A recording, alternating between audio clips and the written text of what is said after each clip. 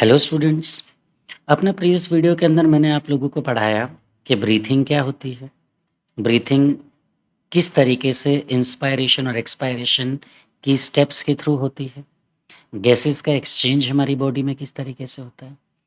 आज इसी सीरीज़ में हम पढ़ेंगे कि डिफरेंट टाइप के एयर वॉल्यूम्स जो हमारी बॉडी में होते हैं ये कैसे होते हैं।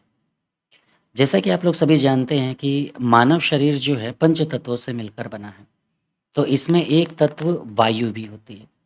तो जब तक एक इंसान ज़िंदा रहता है उसके शरीर के अंदर हवा भी रहती है, यानी वायु भी रहती है। तो ये वायु कौन-कौन से वॉल्यूम को ऑक्यूपाई करती है, यही आज का हमारा टॉपिक है। So let us start. Types of different air volume, कि कौन-कौन से एयर वॉल्यूम पाए जाते हैं।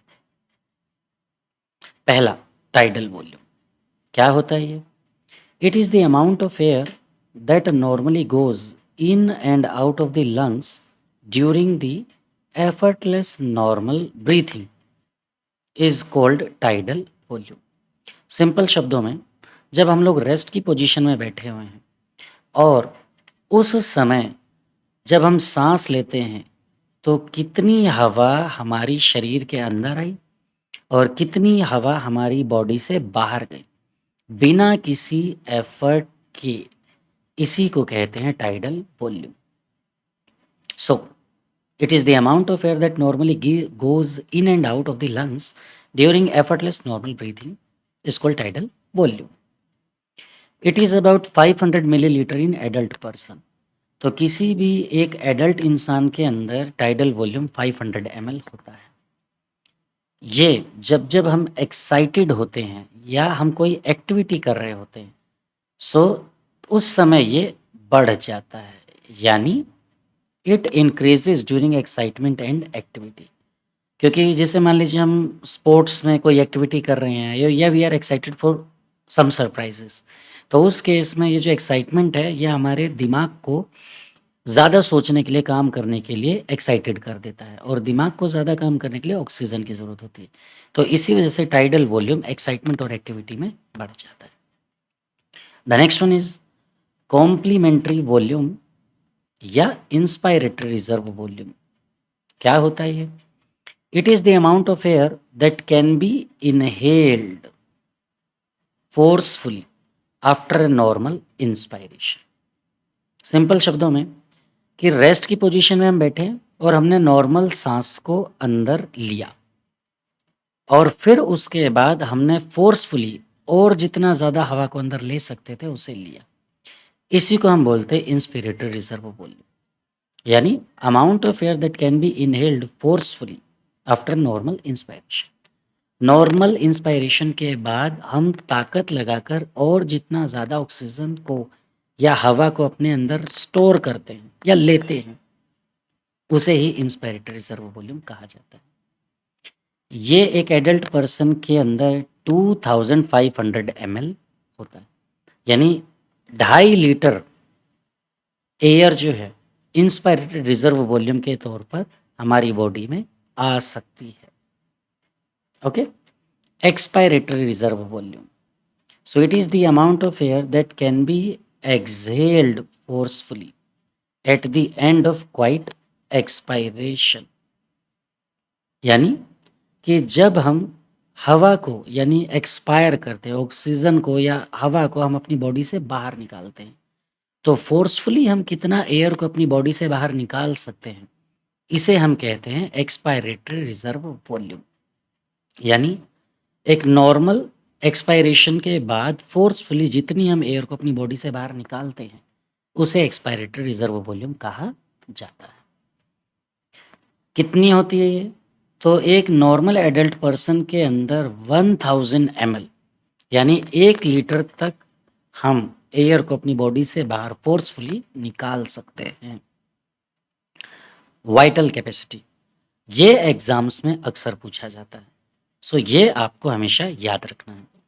वाइटल कैपेसिटी का मतलब it is the volume of the air that can be maximally inspired and maximally expired is called vital capacity. यानी हम फोर्सफुली पूरी ताकत लगाकर कितनी एयर को अंदर इंस्पायर करते हैं और उतनी ही ताकत के साथ हम जितना मैक्सिमम अमाउंट में एयर को बॉडी से एक्सपायर करते हैं, यानी पूरी ताकत से कितनी एयर आप अपने शरीर के अंदर लेते हो और उतनी ताकत से जितनी एयर आप अपनी बॉडी से मैक्सिमम बाहर निकाल सकते हो।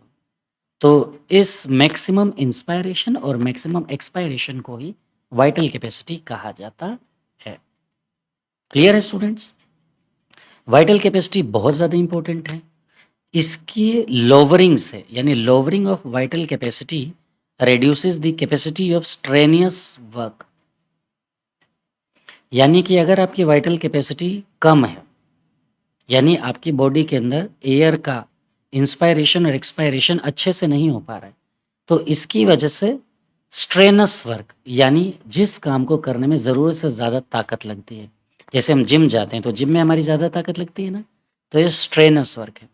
तो ऐसे भारी भरकम काम को करने की जो आपकी क्षमता है वो वाइटल कैपेसिटी के कम होने पर घट जाती है।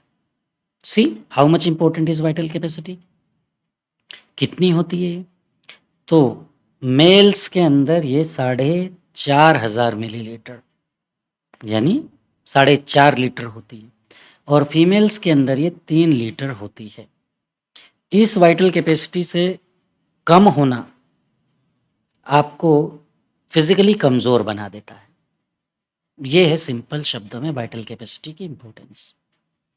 Residual volume, it is the volume of the air left in the lungs at the end of forceful expiration, यानी कि हमने पूरी ताकत की मदद से एयर को अपनी बॉडी से बाहर एक्सपायर कर दिया।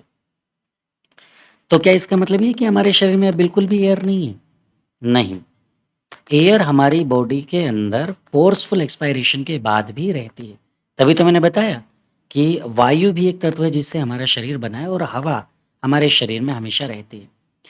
तो रेजिडुअल वॉल्यूम का मतलब क्या है कि फोर्सफुल एक्सपायरेशन के बाद भी जो एयर का वॉल्यूम हमारे लंग्स में रह जाता है उसे रेजिडुअल वॉल्यूम कहते हैं, यानी it is the volume of the air left in the lungs at the end of forcible expiration। ये कितनी होती है? 1200 millilitre. So these are all types of important volumes जिससे एक इंसान की रेस्पिरेटरी डिसऑर्डर्स को या सिंपली उसके किसी भी काम को करने की फिजिकल पावर को चेकआउट किया जा सकता है, और इन सभी वॉल्यूम का हमारी बॉडी में एक खास रोल होता है। अब हम आगे पढ़ते हैं रेस्पिरेटरी डिसऑर्डर्स। अब रेस्पिरेटरी सिस्टम के अंदर कुछ डिसीजेस होती हैं जिसे हम रेस्पिरेटरी डिसीजेस या रेस्पिरेटरी डिसऑर्डर्स भी कहते हैं। आइए इन्हें समझते हैं। सबसे पहला एस्फाइक्सिया। इस बीमारी में क्या होता है? It is a disease in which supply of oxygen to tissues and cells become lower।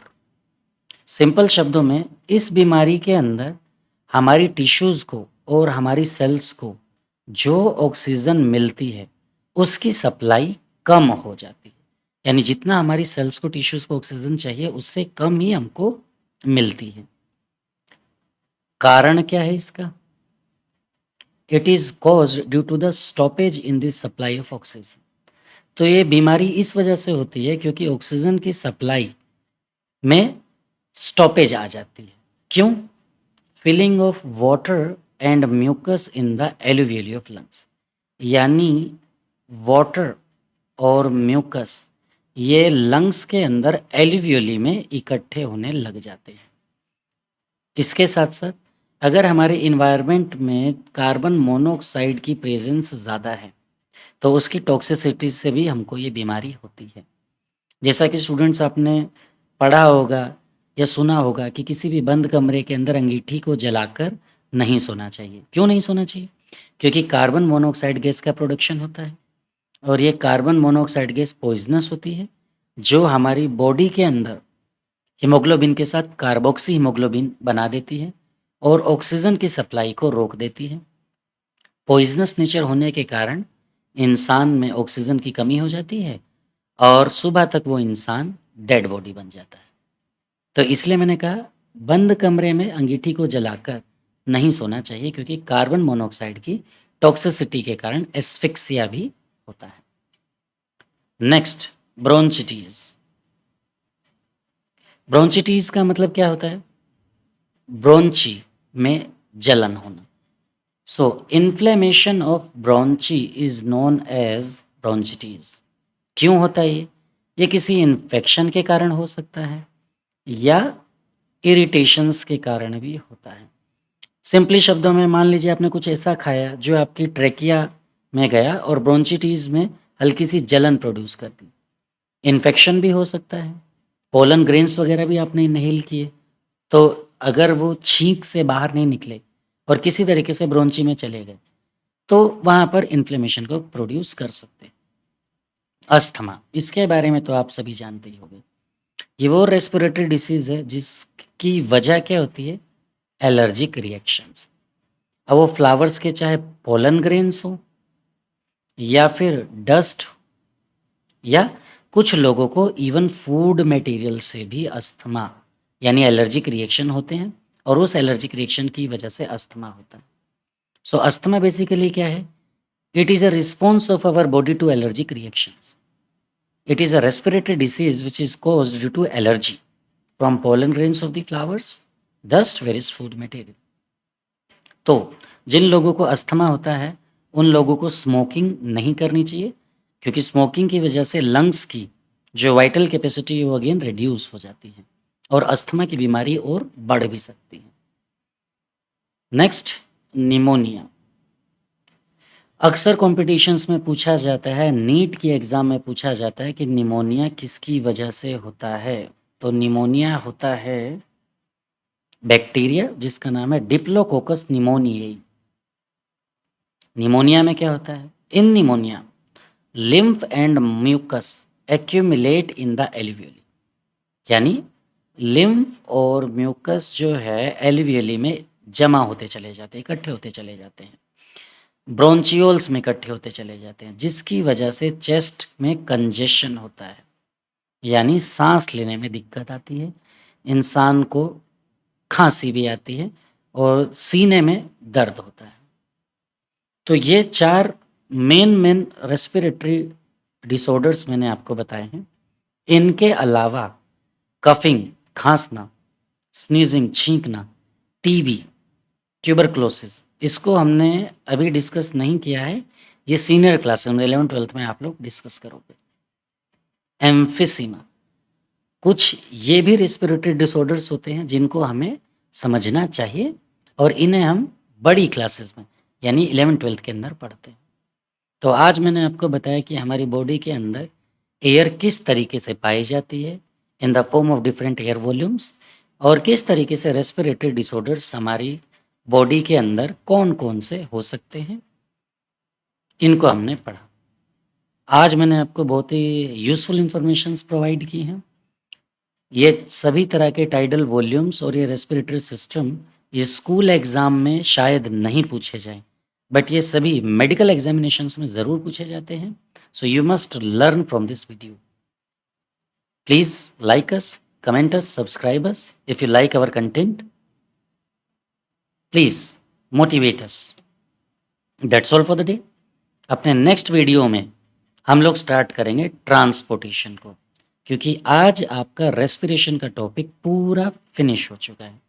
So for our next video we will discuss food का ट्रांसपोर्टेशन किस तरीके से, या वेस्ट मटेरियल का ट्रांसपोर्टेशन, या हर चीज़ का जो भी हम खाते हैं हमारे शरीर में जो मिलते हैं उसका ट्रांसपोर्टेशन किस तरीके से होता है, ब्लड का ट्रांसपोर्टेशन कैसे होता है, हार्ट क्या होता है, इन सब इंपॉर्टेंट टॉपिक्स को हम नेक्स्ट वीडियो में डिस्कस करेंगे। That's all for the day. I hope you enjoyed a lot. Thanks to my all dear students.